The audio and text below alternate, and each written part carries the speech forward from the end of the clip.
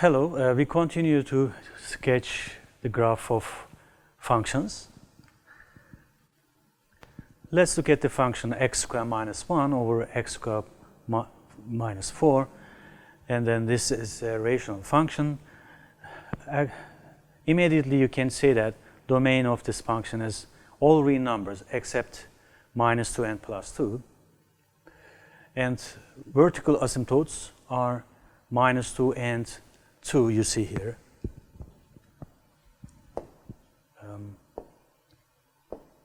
Okay, and minus 2 and 2, right? And further horizontal asymptote, y is equal to 1 because limit x approaches plus minus infinite. You may easily, you find y is equal to 1, okay? So an easy limit evaluation. And then symmetry, y is even about the y-axis, it is symmetric with respect to y-axis, okay? Because for y is even, namely here, f minus x is equal to f of x, you see here, okay?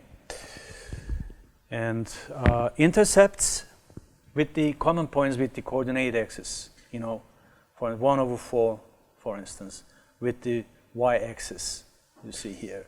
And at minus 1, 0, 1, 0, you find the common points with the x-axis, right? These are the intercepts. And look at the derivatives. It's an elementary differentiation. It's the elementary differentiation. So after the evaluation of first derivative and second derivative, you may see that, for instance, the critical point is 0. So, and you see that here minus 2 and 2 cannot be the singular point of the function because minus 2 and 2 is outside of the domain of the function. Look at here, all right? For this reason, minus 2 and 2 cannot be regular points. Okay, so only critical point is 0, and then you can easily write down the sign of the function of the derivative function. So then till the root plus, because you know coefficient is minus, after 0 minus. So look at the second derivative. The second derivative is, if you look at that, we have no roots for the second derivative, and then no inflection point. This means that no inflection point. And in this case, how can I write down the sign of the second derivative? Denominator is always positive. Look at that. I consider the denominator here. So then look at that. Between minus 2 and 2, it should be minus 2 and 2, okay? If x is greater than 2, trivially it is positive. If x is less than minus 2, trivially it is positive. And so you easily see the sign of the second derivative function. In this case, look at that. Between till minus 2, it is increasing function, and then concave upward, because here, look at that, the second derivative positive. And here, again, increasing concave downward, and increasing concave downward, and decreasing concave downward, decreasing concave upward this time, okay? So, as you see here, this construction is easy. And what about the graph of this function? So how can you start, for instance, if x is minus infinite, for instance, like I know that for x is minus infinite, you know, you obtain the horizontal asymptote here. So then it comes from the minus infinite of the asymptote, y is equal to 1, look at that. So it is upward, the concavity is upward, and the increasing, look at that. So, and then at minus 2, look at that, we have other asymptote here, and since it is increasing, it is tangent to the vertical asymptote x is equal to minus 2 at infinity, right? And then after that, look at here, it is increasing again, so it comes from minus infinite in this case, from the asymptote, x is equal to minus 2. It is increasing till to point minus 1.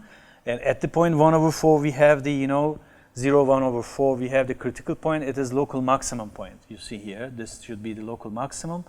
And after this point, it is decreasing till 1, and then it is continue to increasing till the minus infinite of the x is equal to 2 vertical asymptote. Okay. So and then here once again, after the asymptote, it comes from the plus infinite because it is decreasing, and plus infinite it comes from here. So it is decreasing and concave upwards, and then after that the graph is tangent to the horizontal asymptote y is equal to 1 at infinity. Right, that's so easy. Okay. And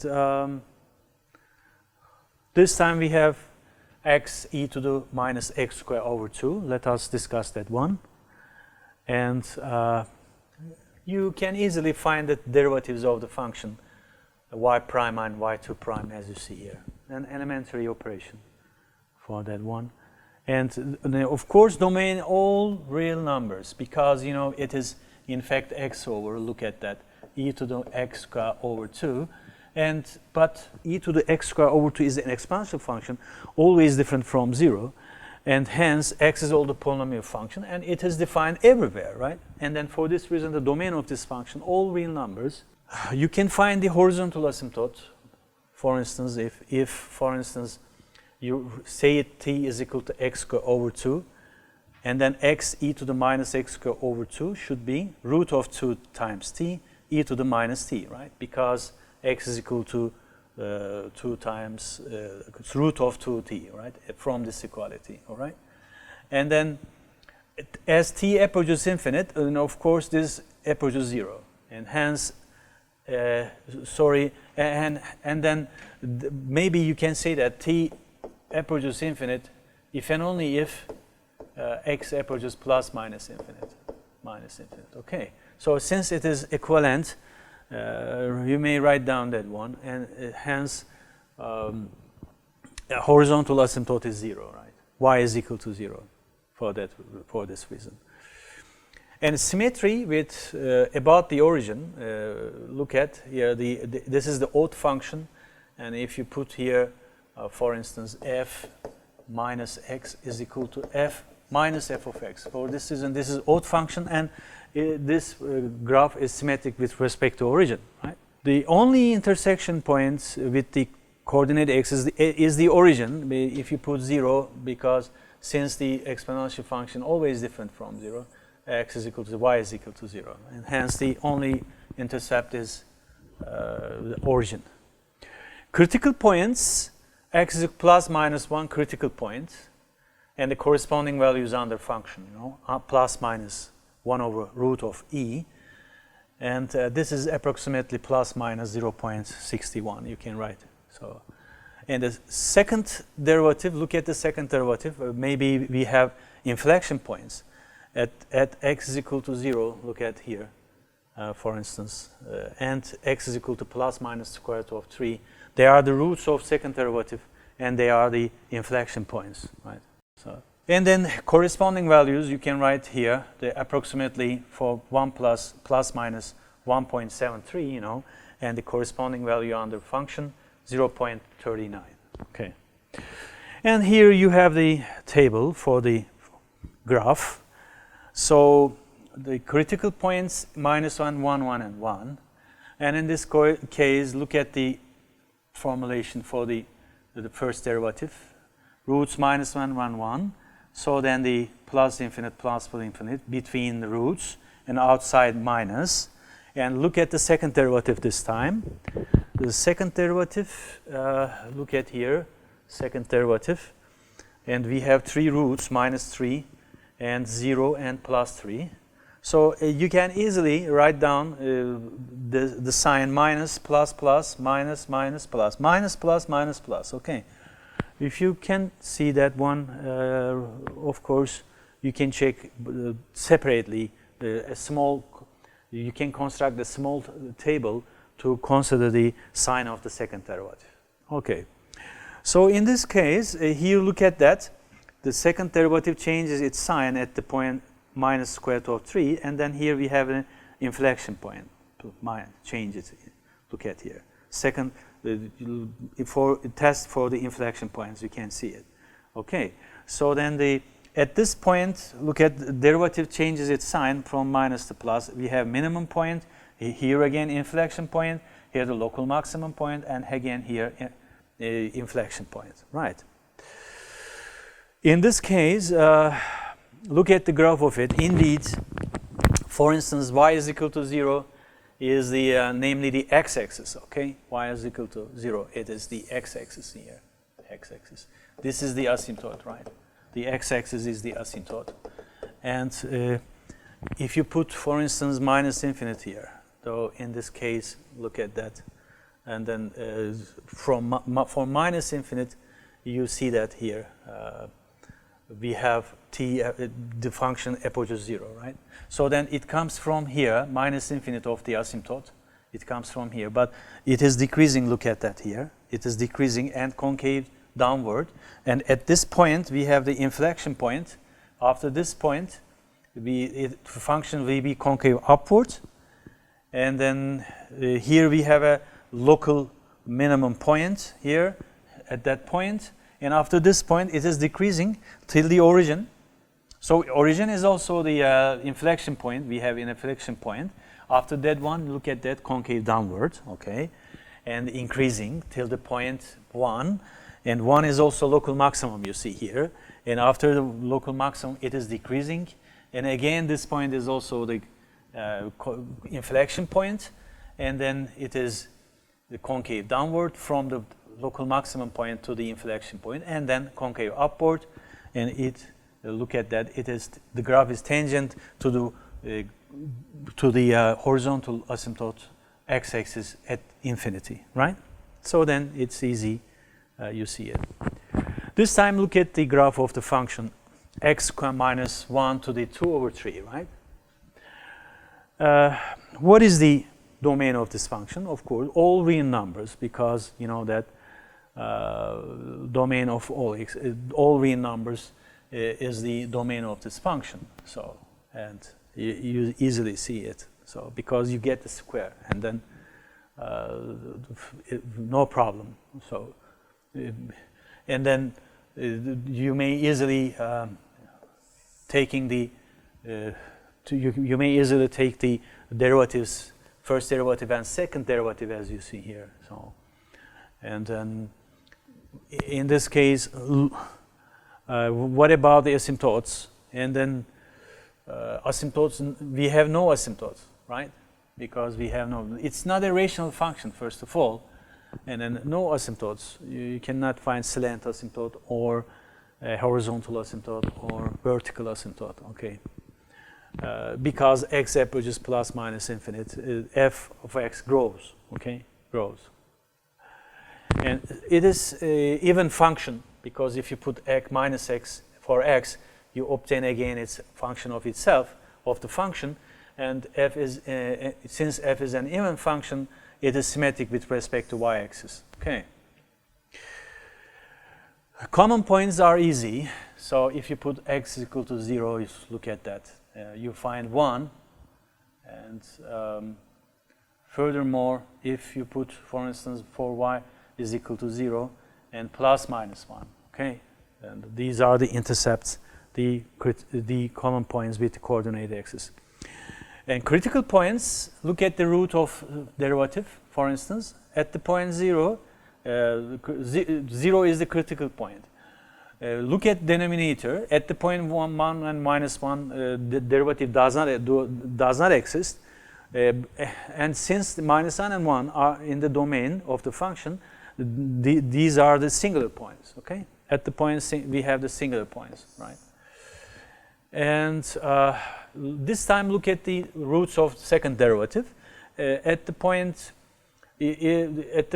plus minus square root of 3, and we have the inflection points. Look at that. So then corresponding value to 1.59. Look at plus minus 1.73, 1.59. So at the point plus minus 1, it is not defined if you look at that.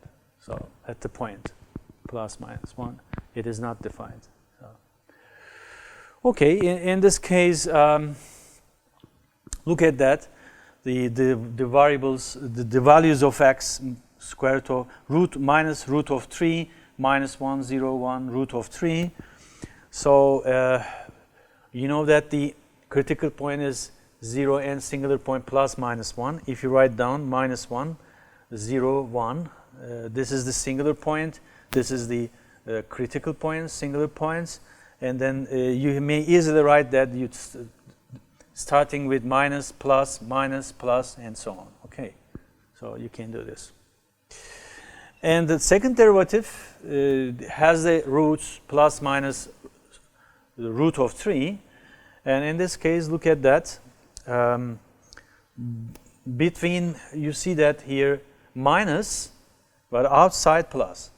Okay, you see from the equation, you can easily understand. And in this means that the derivative here is function is in decreasing and concave upward, and increasing again, decreasing, and then concave downward this time. Okay, then here we have the inflection point, of course. So here you have the local minimum point. So, and then the minimum point, and then here the maximum point, and then here the minimum point. All right. So it is, inflection point. Look at that. Yeah. Using the tests, you may easily determine inflection points and local minimum point, local maximum points. Okay. So then, in this case, you see here, if x is infinite, look at that, x is also infinite, right? So it comes from the infinite. This from this side, the graph comes from this side, okay? And it is increasing till the point minus square root of 3, right? And this, you know that this point is inflection point. After this point is concave downward. Till the point minus 1, it is decreasing again, look at. So then after this point, it is increasing and concave downward, look at, increasing. And after it is decreasing this time, look at here, it is decreasing and concave downward here, so. And then after this point, again, concave, look at that, increasing, and then concave downward, look at here, so. And after, you know that square root of 3 is also inflection point. After this inflection point, it is increasing, infinite to infinite, look at that, here, infinite of y-axis and x-axis, okay, here. So then it is concave upward. It is. Right. Thank you. See you.